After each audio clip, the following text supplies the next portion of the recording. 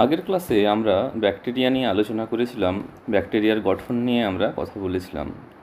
আজকের ক্লাসে আমরা ব্যাকটেরিয়ার স্টেনিং পদ্ধতি বা ব্যাকটেরিয়াকে কীভাবে রং করা হয় সেই নিয়ে আলোচনা করব। ব্যাকটেরিয়াকে আমরা বলেছিলাম যে গ্রাম রঞ্জক বা গ্রাম স্টেন দ্বারা রং করা হয়, গ্রাম রঞ্জক বা গ্রাম স্টেন দ্বারা রং করা হয়। এবং এটাও বলেছিলাম যার দুটো উপাদান ছিল, একটা ছিল ক্রিস্টাল ভায়োলেট আর একটা ছিল আয়োডিন। ওকে, কিভাবে আমরা গ্রাম রঞ্জকের সহায়তায় ব্যাকটেরিয়াকে রং করব সেটাই আজকে আমরা দেখব। সাপোজ আমরা একটা স্লাইডে কিছু ব্যাকটেরিয়া স্যাম্পল হিসাবে নিলাম। এরপর নেক্সট আমাদের কাজ হলো সেই স্লাইডে গ্রাম রঞ্জককে বা গ্রাম স্টেনকে অ্যাড করে দেওয়া। গ্রাম রঞ্জক বা গ্রাম স্টেন অ্যাড করার পরবর্তী সময়ে খানিকক্ষণ আমরা অপেক্ষা করব এবং আমরা দেখব যে যখন স্টেনটা শুকিয়ে যাবে তার মানে নিশ্চয়ই আমাদের স্যাম্পেলে উপস্থিত ব্যাকটেরিয়াগুলো নির্দিষ্ট রঙে রঞ্জিত হওয়ার কথা। এরপর খানিকক্ষণ পর আমাদেরকে যেটা করতে হবে, ওই সমস্ত স্লাইডগুলোকে আমরা অ্যালকোহল বা এসিটোন দ্বারা ওয়াশ করব। তাহলে অ্যালকোহল বা এসিটোন দ্বারা ওয়াশ করব যাতে এক্সেস স্টেনটা বেরিয়ে যায়। তাহলে আমরা অ্যালকোহল বা এসিটোন দ্বারা যখন আমরা সেই স্লাইডগুলোকে ওয়াশ করলাম, তারপরে আমরা দেখলাম মাইক্রোস্কোপের নিচে যে আগে অবস্থিত বা যে স্যাম্পেলটা আমরা নিয়েছিলাম সেখানে যতগুলো ব্যাকটেরিয়া স্টেন নিয়েছিল গ্রাম পজিটিভ ব্যাকটেরিয়াগুলো, এখন দেখা গেল কিছু ব্যাকটেরিয়া তাদের রং হারিয়ে ফেললো। তাহলে সাপোজ আমি ধরলাম যে দুটো ব্যাকটেরিয়া এখানে মাইক্রোস্কোপের নিচে অবজার্ভ করার পর দেখা গেল তাদের রং হারিয়ে ফেলেছে। অ্যালকোহল এবং এসিটোন দ্বারা ওয়াশ করার পর যেসব ব্যাকটেরিয়া তাদের রং হারিয়ে ফেলে সেই সমস্ত ব্যাকটেরিয়াগুলোকে আমরা বলবো তারা হচ্ছে গ্রাম নেগেটিভ ব্যাকটেরিয়া। আর যে সমস্ত ব্যাকটেরিয়াগুলো পার্মানেন্টলি রঙকে ধরে রাখে, ওয়াশ করার পরেও ওঠে না, তারা হলো gram positive bacteria. Gram positive bacteria এবং গ্রাম নেগেটিভ ব্যাকটেরিয়ার ক্ষেত্রে আমরা পৃথক করার উপায় হলো গ্রাম স্টেনিং। তাহলে কেন এরকমভাবে আমরা দেখলাম যে গ্রাম পজিটিভ ব্যাকটেরিয়াগুলো পার্মানেন্টলি রঙটা ধরে আর গ্রাম নেগেটিভ ব্যাকটেরিয়াগুলো রঙটাকে টেম্পোরারি ধরে? এখানে আরেকটা জিনিস, গ্রাম নেগেটিভ ব্যাকটেরিয়াগুলোকে আমরা এর পরবর্তী সময়ে স্যাফরানিন দ্বারা কাউন্টার স্টেন করতে পারি। তাহলে স্যাফরানিন দ্বারা পরবর্তী সময়ে আমরা কি করতে পারি? কাউন্টার স্টেন করতে পারি। তার কারণ গ্রাম নেগেটিভ ব্যাকটেরিয়াগুলো তো রং হারিয়ে ফেলেছে, তাহলে ওগুলোকে দেখতে পাবো না মাইক্রোস্কোপের নিচে, তাই আমরা কাউন্টার স্টেনিং করব। ওকে, এরপর আমরা একটু গ্রাম পজিটিভ আর গ্রাম নেগেটিভ ব্যাকটেরিয়ার বাইরের গঠনটা একটু দেখি, যেখানে আমরা দেখব যে উভয়ের কোষ প্রাচীর এর গঠনের তারতম্য আছে। এদিকে আমরা গ্রাম পজিটিভ ব্যাকটেরিয়ার ছবিটা আঁকবো, এদিকে আমাদের গ্রাম নেগেটিভ ব্যাকটেরিয়ার। গ্রাম পজিটিভ ব্যাকটেরিয়ার ক্ষেত্রে যদি আমরা দেখি তাহলে আমরা দেখব যে এই যে পেপটাইড ও গ্লাইকেনের পরিমাণটা অনেক বেশি। তাহলে এটা হলো আমাদের গ্রাম পজিটিভ ব্যাকটেরিয়া আর এদিকে আমাদের গ্রাম নেগেটিভ ব্যাকটেরিয়া। এই যে হলুদ লেয়ারটা আমি এঁকেছি এটা হচ্ছে পেপটাইড ও গ্লাইকেন। এই পরিমাণটা দেখলেই বোঝা যাচ্ছে যে গ্রাম পজিটিভ ব্যাকটেরিয়ার ক্ষেত্রে অনেক বেশি। আর এই নিচের যে লেয়ারটা এটা হচ্ছে কোষ পর্দা। আচ্ছা, গ্রাম নেগেটিভ ব্যাকটেরিয়ার গঠনে আরেকটা তারতম্য আছে, যেটা হলো পেপটাইড ও গ্লাইকেনের যে কোষ প্রাচীর তার উপরে আরেকটা স্তর থাকে, এটাকে বহিঃপর্দা বলে। ওকে, তাহলে আমরা দেখলাম যে গ্রাম পজিটিভ ব্যাকটেরিয়ার ক্ষেত্রে পেপটাইড ও গ্লাইকেনের পরিমাণটা অনেক বেশি হচ্ছে। এই পেপটাইড ও গ্লাইকেনটাই গ্রাম রঞ্জকটাকে হোল্ড ধরে এবং পরিমাণটা বেশি হওয়ার জন্য এই পার্মানেন্টলি রঙটাকে হোল্ড করতে পারে। ওকে, অপরদিকে গ্রাম নেগেটিভ ব্যাকটেরিয়ার ক্ষেত্রে আমরা দেখব রঙটা সহজেই এসিডন বা অ্যালকোহল দিয়ে ওয়াশ করলে উঠে যায়। ওকে, নেক্সট আমরা দেখব ফ্লাজেলার উপর ভিত্তি করেও আমরা ব্যাকটেরিয়াকে একটাভাবে ক্লাসিফাই করতে পারি। কতগুলো ফ্লাজেলা আছে তার উপর ভিত্তি করে। ধরা যাক এটা একটা ব্যাকটেরিয়া যার শরীরে কোনো ফ্লাজেলা নেই। এই ব্যাকটেরিয়াকে আমরা বলবো অ্যাট্রিকাস। কি বলবো এটাকে? অ্যাট্রিকাস। 2 নম্বরে এই ব্যাকটেরিয়ার দিকে একটি ফ্লাজেলা, এটাকে কি বলবো? মনোট্রিকাস। নেক্সট, এই ব্যাকটেরিয়ার একদিকে একগুচ্ছ ফ্লাজেলা, এর নাম হয়ে গেল লোফোট্রিকাস। নেক্সট, এই ব্যাকটেরিয়ার দুদিকে দুগুচ্ছ ফ্লাজেলা, এর নাম কি হয়ে গেল?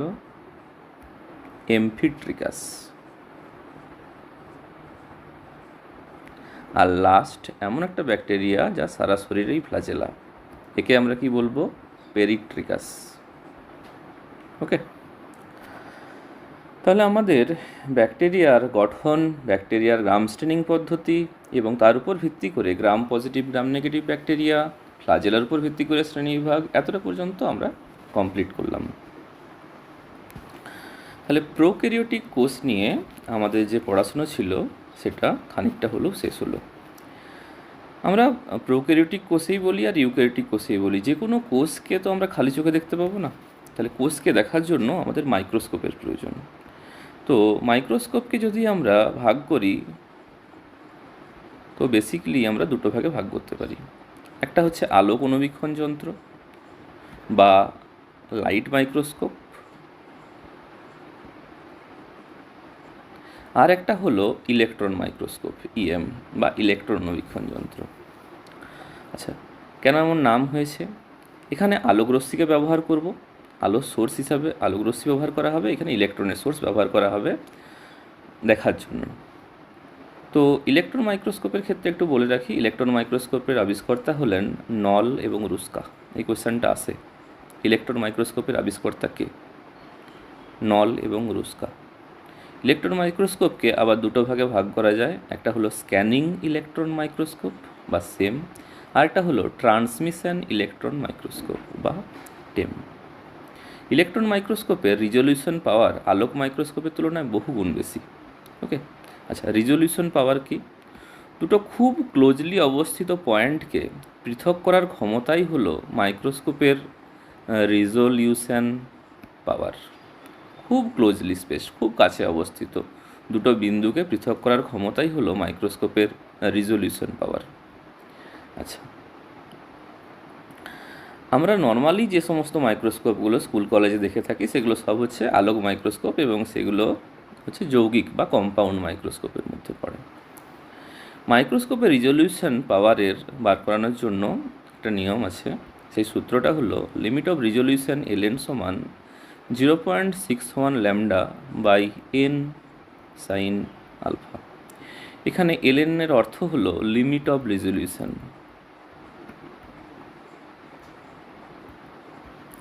ল্যামডা মানে হলো তরঙ্গ দৈর্ঘ্য। এখানে কিসের তরঙ্গ দৈর্ঘ্য? এখানে আলো ব্যবহার করলে আলো, ইলেকট্রন ব্যবহার করলে ইলেকট্রনের। এন মানে হলো প্রতিসরাঙ্ক। আচ্ছা, আর সাইন আলফা মানে হলো কত ডিগ্রি কোণে আলোটা আপতিত হয়েছে স্যাম্পেলের উপর। এখানে প্রতিসরাঙ্ক যেটা, সেটা মাধ্যমের প্রতিসরাঙ্ক। যদি আমরা এয়ার মিডিয়ামে কাজ করি তাহলে এয়ারের, যদি অয়েল মিডিয়ামে কাজ করি তখন আমরা হবে অয়েলের। ঠিক আছে, এখানে মাইক্রোস্কোপে সিডারউইড অয়েল ব্যবহার করা যেতে পারে, সেক্ষেত্রে অয়েল ব্যবহার করা হয় অয়েল ইমার্শন মাইক্রোস্কোপের ক্ষেত্রে, তাহলে প্রতিসরাঙ্কটা তখন ভিন্ন হবে। আচ্ছা, স্ক্যানিং ইলেকট্রন মাইক্রোস্কোপের ক্ষেত্রে আমরা দেখব শুধুমাত্র বাইরের গঠন, মরফোলজি দেখতে পাবো। কোনো বস্তুর যদি বাইরের গঠন দেখতে চাই তাহলে স্ক্যানিং ইলেকট্রন মাইক্রোস্কোপ ব্যবহার করব। ট্রান্সমিশন ইলেকট্রন মাইক্রোস্কোপের ক্ষেত্রে আমরা ইন্টারনাল সমস্ত স্ট্রাকচারকে বিচার করতে পারবো। এই হলো মাইক্রোস্কোপ নিয়ে আমাদের কিছু কথা। আচ্ছা, এরপর আমরা চলে আসব আজকের আমাদের যে টপিক নিয়ে আলোচনা করব সেটা হচ্ছে ইউক্যারিওটিক কোষ। প্রোক্যারিওটিক কোষের ক্ষেত্রে আমরা যেমন দেখেছিলাম সুস্পষ্ট কোনো নিউক্লিয়াস ছিল না, কিন্তু ইউক্যারিওটিক কোষের ক্ষেত্রে আমরা দেখব এই কোষ তো উন্নত প্রকৃতির, তাহলে এখানে সুস্পষ্ট নিউক্লিয়াস বর্তমান থাকবে। সাপোজ এটা আমাদের একটা ইউক্যারিওটিক কোষ এবং এটা প্রাণী কোষের ছবি এঁকেছি। যেহেতু এর কোষ প্রাচীর থাকছে না, বাইরেরটা হচ্ছে কোষ পর্দা, তাই এটা হলো আমাদের একটা ইউক্যারিওটিক প্রাণীকোষ। ইউক্যারিওটিক প্রাণীকোষের বাইরে কোষ পর্দা থাকছে, এইগুলো হলো মাইক্রোভিলি, ছোট ছোট প্রবর্ধক মাইক্রোভিলি। এখানে বিভিন্ন ধরনের কোষীয় অঙ্গাণুর মধ্যে সর্বপ্রথম যেটা প্রধান কোষীয় অঙ্গাণু নিউক্লিয়াস, দ্বি-একক পর্দাবৃত নিউক্লিয়াস। এগুলো হচ্ছে নিউক্লিয় পর্দা, এটা নিউক্লিয় পর্দা, আর এইগুলো হলো নিউক্লিয়ার ছিদ্র বা নিউক্লিয় পোর। নিউক্লিয়াসের ভিতরে সবথেকে গাঢ় অংশকে কী বলা হয়? নিউক্লিওলাস। আর ভিতরে সুতোর মতো যে গঠন তাকে আমরা কি বলবো? ক্রোমাটিন জালিকা। আর বাকি অংশ নিউক্লিয় প্লাজম। ওকে, নিউক্লিয় পর্দা থেকেই আমরা দেখব একটা কোষীয় অঙ্গাণু তৈরি হয়, যেটা নিউক্লিয় পর্দা থেকেই বিস্তৃত হয়। এটাকে আমরা কি বলবো? এটাকে আমরা বলবো এন্ডোপ্লাজমিক রেটিকুলাম।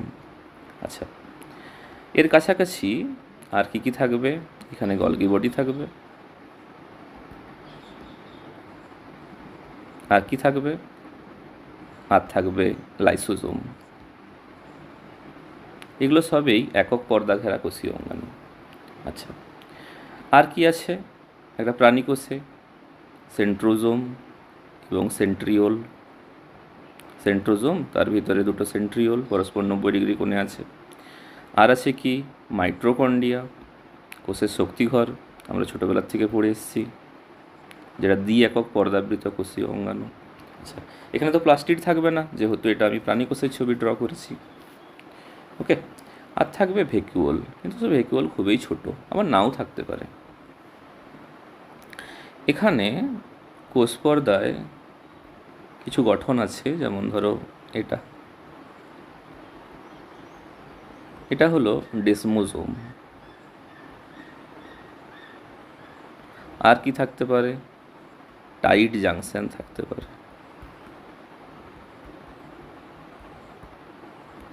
আচ্ছা, কোষের ভিতরের বাকি অংশ এটা আমরা কি বলি? এটাকে আমরা বলি সাইটোপ্লাজম।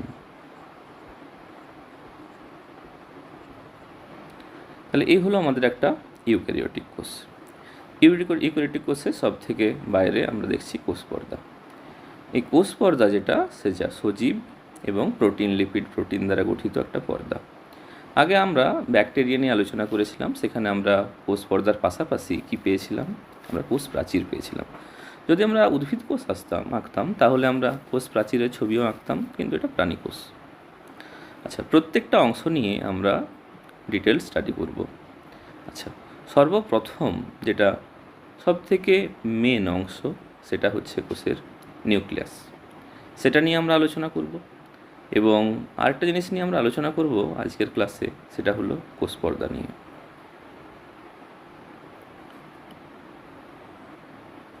যদি আমরা নিউক্লিয়াসের গঠন দেখি, তাহলে নিউক্লিয়াস হলো দ্বি-একক পর্দাবৃত একটা কোষীয় অঙ্গাণু। এটাকে কোষের মস্তিষ্কও বলা হয়। নিউক্লিয়াসের ভিতরে সবথেকে গাঢ় অঞ্চলকে কি বলা হয়? নিউক্লিওলাস, তাই তো? আর ভিতরে কি আছে? ক্রোমাটিন জালিকা। আর আছে নিউক্লিওপ্লাজম, আর এই ছিদ্রগুলো হচ্ছে নিউক্লিয় পোর। আচ্ছা, এই পোর বা ছিদ্রগুলো কেন আছে? নিশ্চয়ই কোনো পদার্থের বিনিময় হয়। আচ্ছা, কী কী বিনিময় হতে পারে নিউক্লিয় পোর দ্বারা? এমআরএনএর বিনিময় হতে পারে, রাইবোজোম ওই ভিতরে তৈরি হয় নিউক্লিওলাসে, দিয়ে এই পথে মুভ করে। আর কি বস্তুর বিনিময় হবে? বিভিন্ন প্রোটিনের বিনিময় হবে। যে প্রোটিন বাইরে তৈরি হয় সেগুলো ভিতরে ঢোকে, ঠিক আছে? ওকে, এরপরে ভিতরে দেখছি আমরা সুতোর মতো যে স্ট্রাকচার, সেগুলোকে আমরা কি বলছি? সেগুলোকে আমরা বলছি ক্রোমাটিন জালিকা। এগুলো কি? ক্রোমাটিন। ক্রোমাটিন কী নিয়ে তৈরি বলো তো? ক্রোমাটিন দুটো উপাদান নিয়ে তৈরি, এক হলো ডিএনএ আর দুই হলো প্রোটিন। ডিএনএ স্ট্রাকচার তোমরা ক্লাস 9 থেকে মনে হয় পড়ছো, 9 না 10-এ ছিল। দ্বিতন্ত্রী ডিএনএ নিয়ে আমরা পরে আলোচনা করব।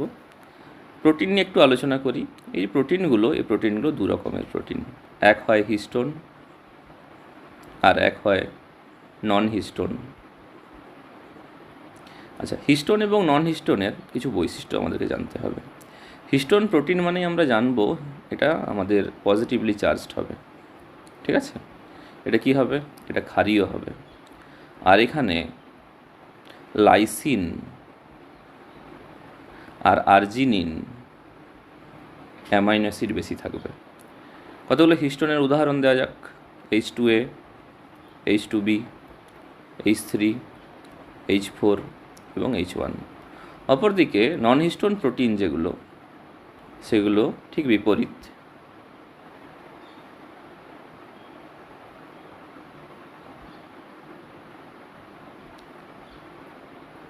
যেমন এটা নেগেটিভ চার্জড, এটা আম্লিক। এখানে আমরা দেখব ট্রিপ্টোফ্যান আর টাইরোসিন অ্যামাইনো অ্যাসিড বেশি থাকবে। ট্রিপ্টোফ্যান আর টাইরোসিন, একটা উদাহরণ লেখা যাক, নন হিস্টোন ক্রোমোজোমাল প্রোটিন NHCP। তাহলে আমরা ক্রোমাটিন বা সুতোর মতো কিছু গঠন দেখলাম, যেগুলো নিউক্লিয়াসে থাকে এবং নিউক্লিয়াসের কোন সময় পাওয়া যায়? নিউক্লিয়াসটা যখন ইন্টারফেজে আছে, ইন্টারফেজ মানে কোষ বিভাজনের ইন্টারফেজে আছে, তখন পাওয়া যায়। এই ইন্টারফেজটা যখন এম ফেজে যাবে, কোষ বিভাজনের মাইটোটিক ফেজে যাবে, তখন এই ক্রোমাটিন নিজের উপর প্যাঁচ খেয়ে কিসে রূপান্তরিত হবে?